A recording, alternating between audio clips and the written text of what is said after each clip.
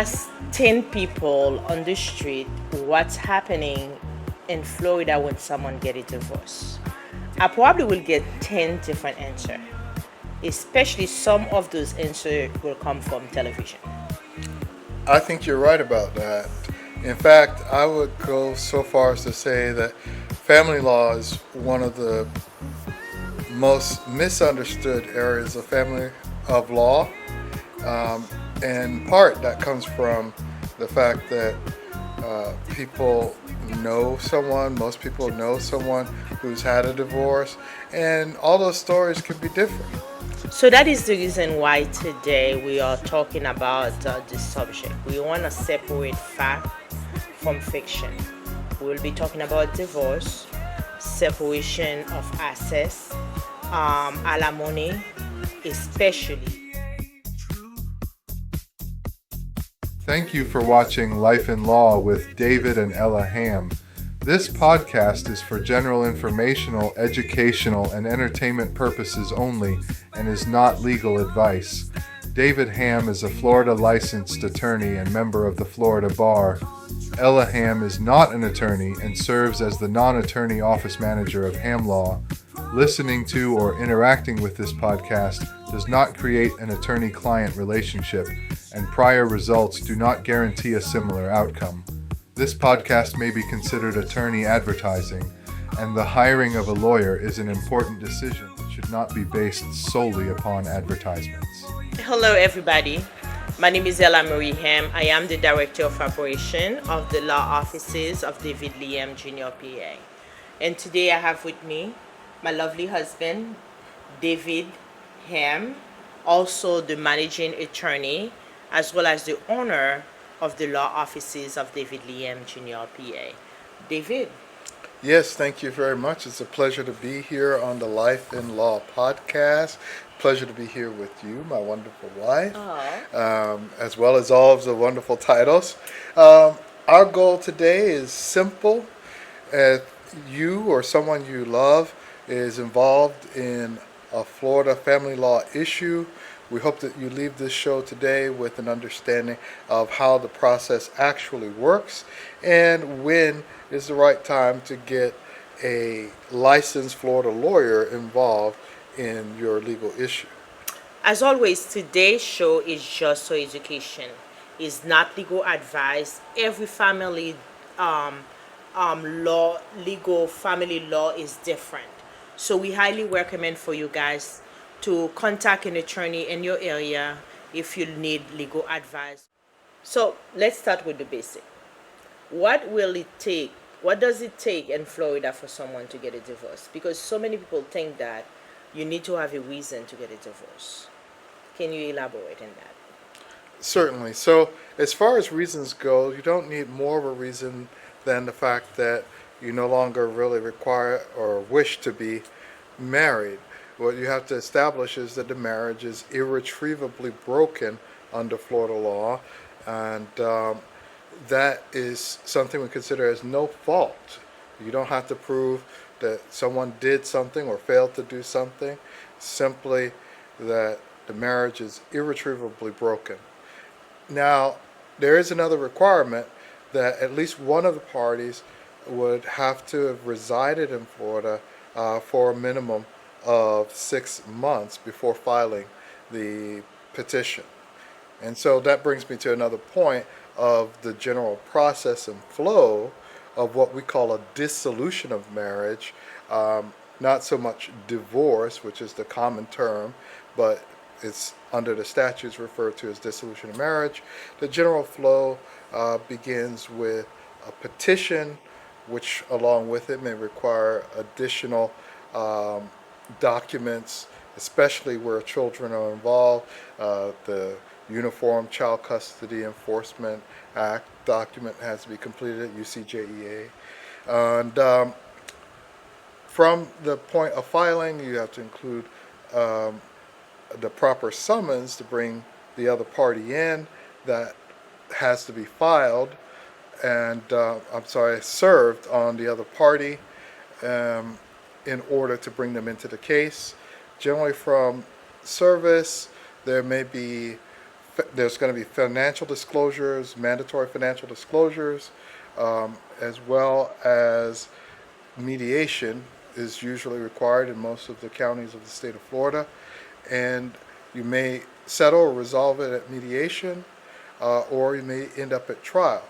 But in that process leading up to the mediation, there may be discovery to go beyond the financial affidavits, particularly if there are multiple assets, or if there's some question about what the other party has in terms of assets. Okay. So how long you usually take for a divorce? Because I know there is contested divorce and uncontested divorce. How long usually a divorce can take like that? So divorce may take several months, but it's a factor, many different factors come into play. Um, how much the divorce is contested, how drawn out the discovery process may be. If all that information is immediately furnished and doesn't take much time to get, that can shorten the process. And then also the load of the court and the judicial system can be a factor in terms of when the case can be set for hearing. Now, on the short end, it can just be, like I mentioned, a couple of months. If the parties essentially consent, they may complete a marital settlement agreement and complete a consent final judgment, spelling out all the terms of what that dissolution is. You contact the judicial assistant for the judge and get time on their calendar and complete the final process. That can be done probably at the shortest span in the course of about 2 months. Now, on the other hand, if it's a highly contested matter and it takes time to complete the discovery and other investigations and so forth, it's common that a divorce may take over a year or multiple years. Okay. As you know, David and I, we have been married for almost 5 years now. October will make it 5 years, right? Actually, September. But There is something going on between me and David. So we got our ceremony in October 2nd. So I always consider the October 2nd is the day of our wedding. But David, we got married in September 25th. married. I mean, our official, legally recognized marriage is an was September. marriage certificate So- was September, but we So we have a celebrate lot both. to celebrate. We Yes, celebrate both. We Yeah, celebrate both. Yeah. So to have a successful marriage, we give 100% in everything. 100% is not a 50, is 100% we give, especially not only we are married, we are also business partner. So we have to give 100%. However, in the state of Florida, everything is 50-50. So you split everything 50-50. People are asking the question, is that true even if you have your assets prior to marriage? Okay, so there's a lot in your question and a lot in the lead up to the question. So the question is presuming that we're talking about the dissolution of marriage, which this show is all about, and there's a presumption in a dissolution of marriage. We presume or presuppose that there's going to be an equitable distribution of assets, and there's presumed that it's going to be equal. But equitable distribution doesn't necessarily mean equal distribution. It's going to depend on factors. It's a factor for the court to consider.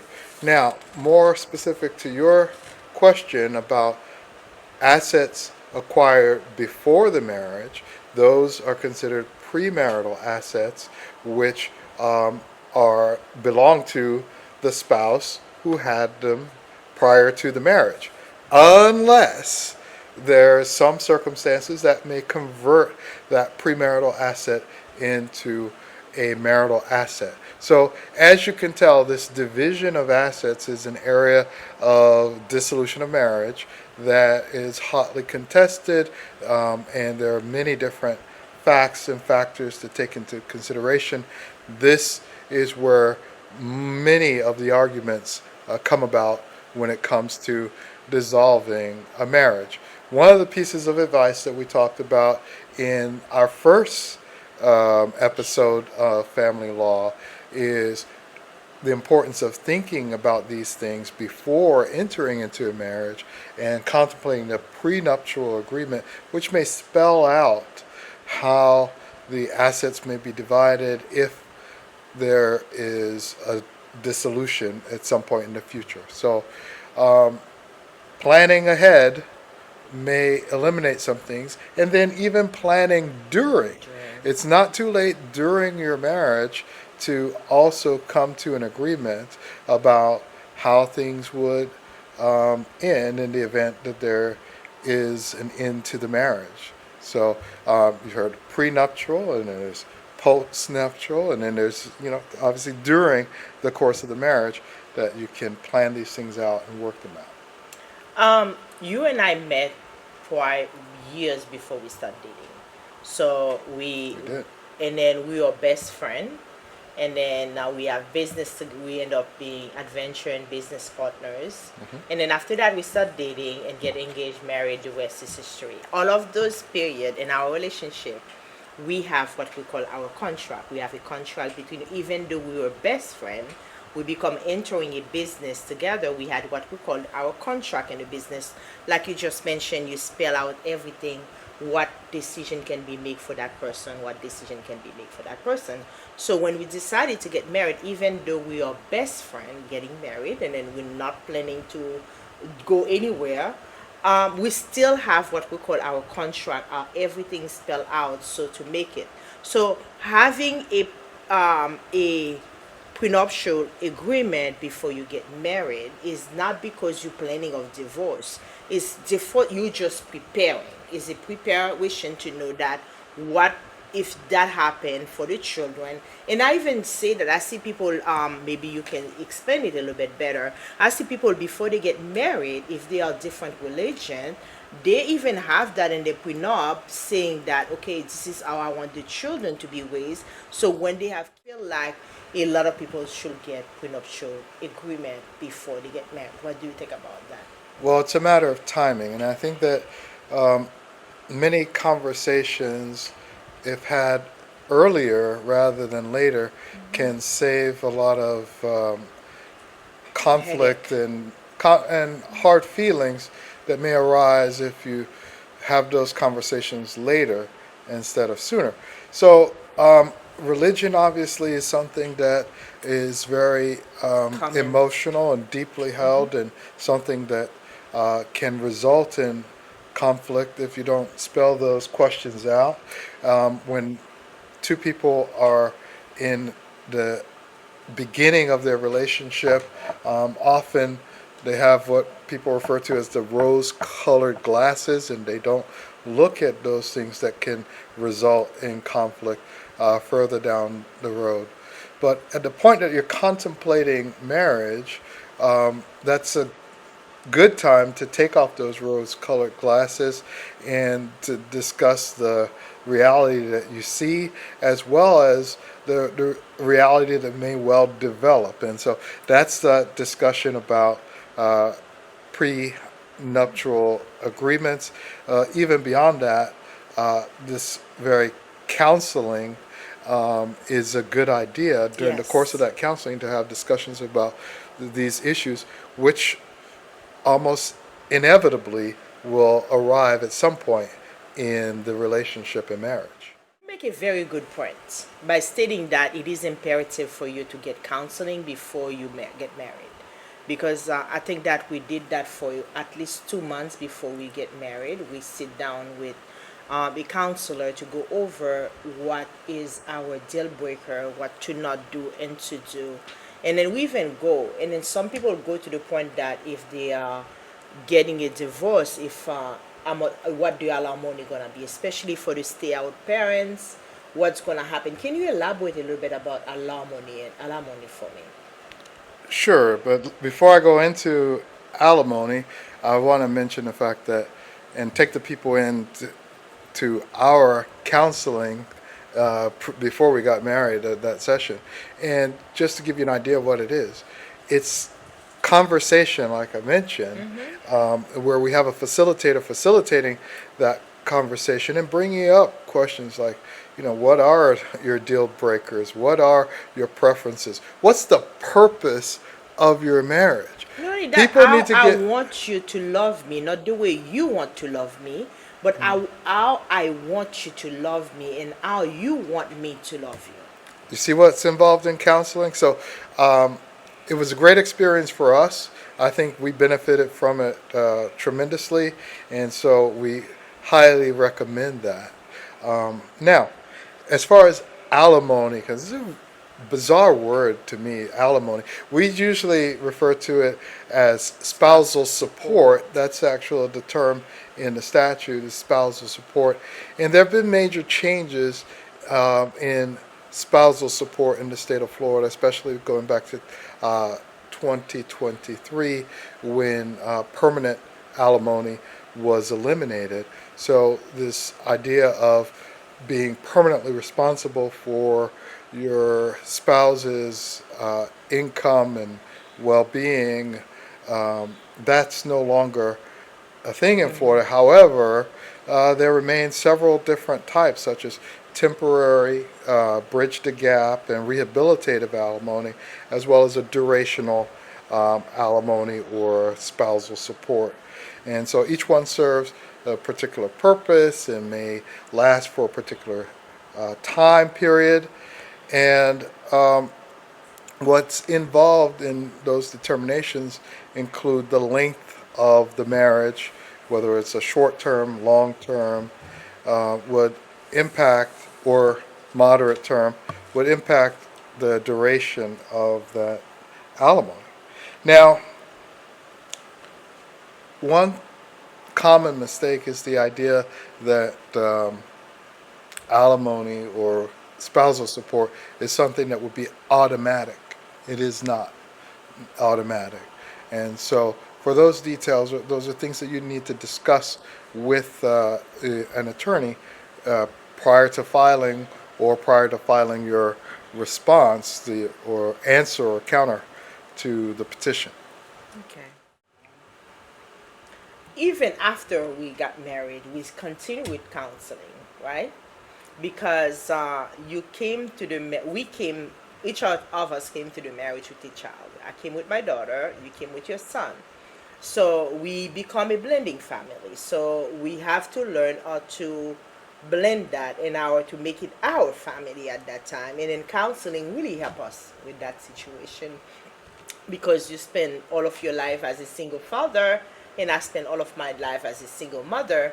The conflict starting happening. So we continue with marriage counseling after we got married. So one thing I see, the biggest belief I see people have, for people who have children in the marriage, they have kids after they get married. So the biggest belief I see, some people think the mother automatically get custody. Is that a true statement? No, not in Florida. And so each spouse, the husband or wife, the mother or father, is presumed to have equal rights when it comes to that child. In fact, we have moved away from the term custody and talked about now parental responsibility and time sharing and things of that nature. So, but to go into what you were just talking about with the continued counseling, and we even involved our children in the initial counseling before we got married. Yes, we did. Our children were almost adults at the time Yeah. that we got married, and so it's important that when we were marrying and bringing together, it's not just the You and spouses, but bringing the family children. together so that they be involved in those conversations that relate to them at a point in time when it's age appropriate for them. And so I like to think that we do that, and now our children are fully adults, and I think that we have a great relationship with them, and I love being able to do that and have that relationship. And then I say that too as well, that when you are marrying somebody, the children also are involved in the marriage. It's not only you getting married, because you're changing the life of your children to be living now full time with someone they never have. You have to get them involved in the marriage. If for people who's gonna be blending family. However, just because after you blend the family, and then I need you to elaborate on that for me as well, when you getting a divorce, the children as well, especially, you unblend the relationship because they are as well getting a divorce. And then can you explain the separation when it come in that matter? Okay, so not only do the spouses divorce, there's a transformation that's going to happen to that family. And so we did discuss this briefly in the prior episode about family law. Now, you mentioned a situation like ours where children, biological, whether biological or adopted, that come with one spouse but not the other, unless there has been an adoption or some change to that status, then the divorce would not grant the other spouse rights regarding that child. And so that's something to be aware of and take into account, that over the course of time, those relationships may change and there are emotions involved and so forth. So that's one scenario. And another scenario is the children that are born to the marriage. The term we use is marital issue. And so now we get into questions of time sharing. As I mentioned, the presumption is equal time sharing. And now, obviously, you're not going to be living together anymore. In the separation, one of the parents would be designated as primary, but you're still also sharing the decision making, unless there's some reason that it should not be equal decision making. Someone may end up with the ultimate decision making if there cannot be equal decision making. So these are factors, and these are things that are considered on a fact by fact basis in a dissolution of marriage. So there may be arguments to establish that, say, one of the parents is not necessarily fit or may have certain issues. Now we're into that territory of contested, disputed situations where you have to argue those facts, establish those facts in order to have unequal time sharing or unequal parental responsibility. Now, child support. Let's not confuse the terms. Child support is not the same thing as child custody. It's not the same thing as parental responsibility. It's not the same thing as time sharing.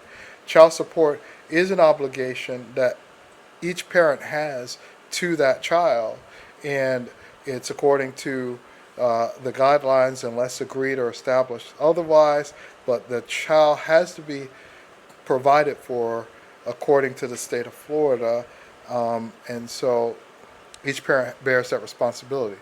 There are factors that may determine the degree or amount based on their income or other factors and circumstances, but that obligation to provide child support is a separate thing from visitation. We talked about it also in the other episode, that parents cannot withhold the child based on the fact that there hasn't been payments or there are outstanding payments of child support.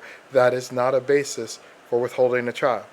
And then last thing I want to talk about is when we talk about separation and children are involved, sometimes a parent may want or need to move more than 50 miles away. It may be in the same state, it may be in another state.